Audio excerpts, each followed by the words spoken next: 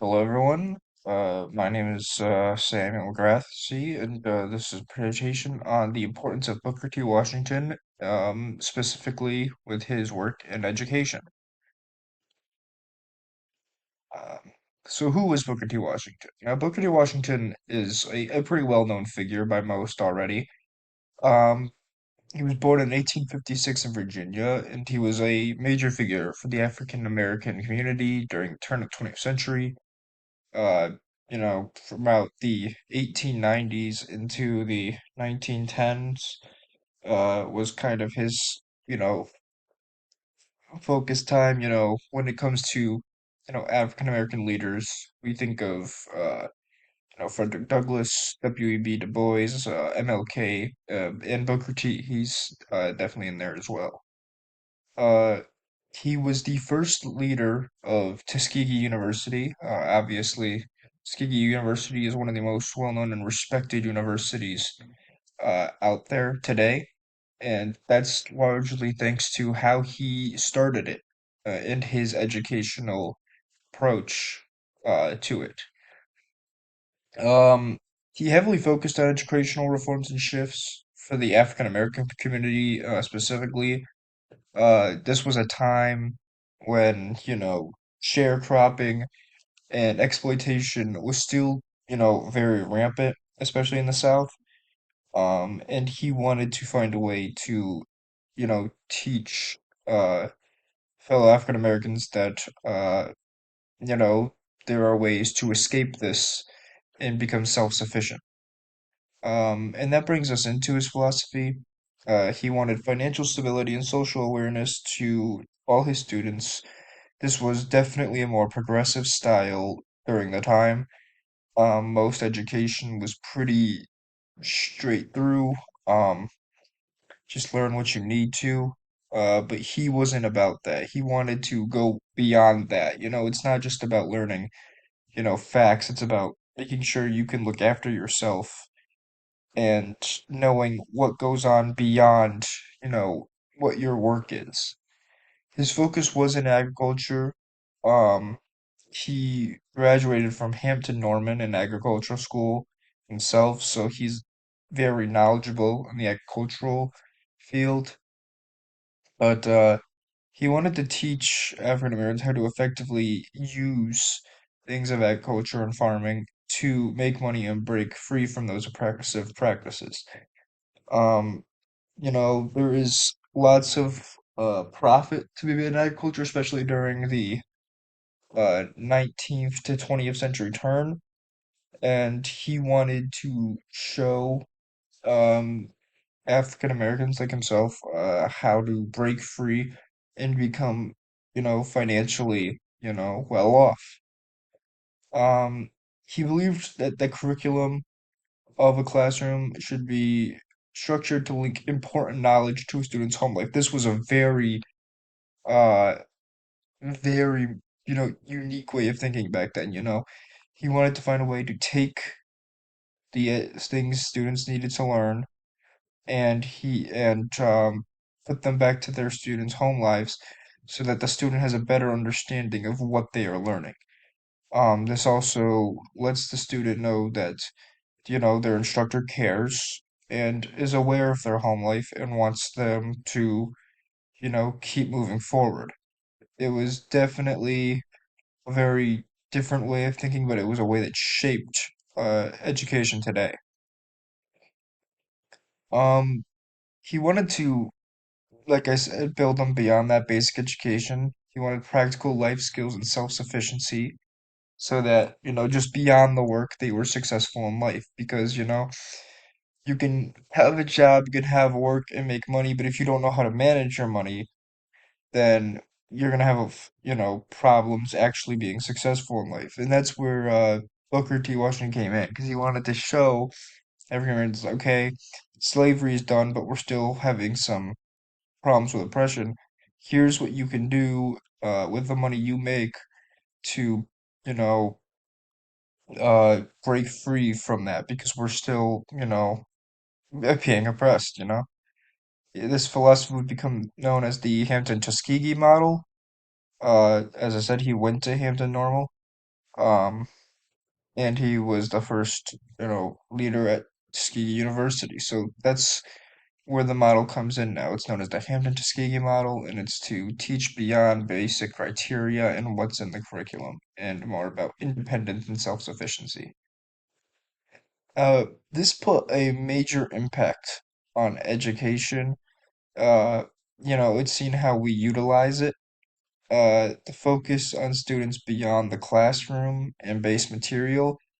Now I think we think more about our students, and like when they say misbehave, we think about maybe something's going on, or if they're struggling, maybe it's not about the content, it's about, what they're going through. Um, this is important to, and I think this is something that really rides home with me. Uh, the importance of teaching life skills in educational settings too, things like econ, teaching the basic ways that the economy works and how financially you need to work. Life skills, things like home ec, uh, crucial class I think that should be taught more, because it gives that practical life skills in the educational setting. And students need to understand, how to operate their household. Um, he was significant in helping bring education to African Americans and early civil rights in the post-Civil War, as I said. Um, major uh, figure for the African American community during his time, and history has shown that his approach has done wonders not just for them, but for everyone in education. Uh, it's it's certainly, not a stretch to say we're indebted to Booker T. Washington. I wanted to go back real quick to say this was actually a photo of one of the first architecture classes at Tuskegee University. So, as you can see, lots going on here, lots of paintings, pictures, classrooms. They got these early set blueprints that they're, looking at the schematics of. Um, I believe this was 1907, I want to say. But yeah, very early architecture, and as you can see, uh, well, this was the instructor right here, and he was showing him uh, what to do with architecture, and it was done to help African Americans find ways outside of just agriculture to have a career and make lots of money. So, how does this apply to today? Well, I'm a social studies focused teacher, history, econ, government, stuff like that. How would this apply to a classroom I would teach? Well, the two things that he was best known for, the student life outside class and the life skills and practical teachings, both come into play here, actually. Uh, social studies can often be reflected onto today in the experiences we face. History doesn't repeat itself, but it does rhyme, and it's important to recognize that we can kind of compare and contrast things of the past to things of today. And that includes students' life outside the classroom, what they may be going through as an individual. Um, so we can take certain lessons and compare them to what students may face today. Um, it's important just in general to relate to students' problems while remaining aware of the current divisive climate. Obviously, right now, politically, there's a lot of division going on, but it's still important. If anything, it's more important than ever to relate to students' problems, given that, especially with how news and media is accumulated today. These students, they're seeing things at a younger age, experiencing firsthand a lot of, real world problems all of a sudden. So it's really important that we drive home with them and try to empathize with them.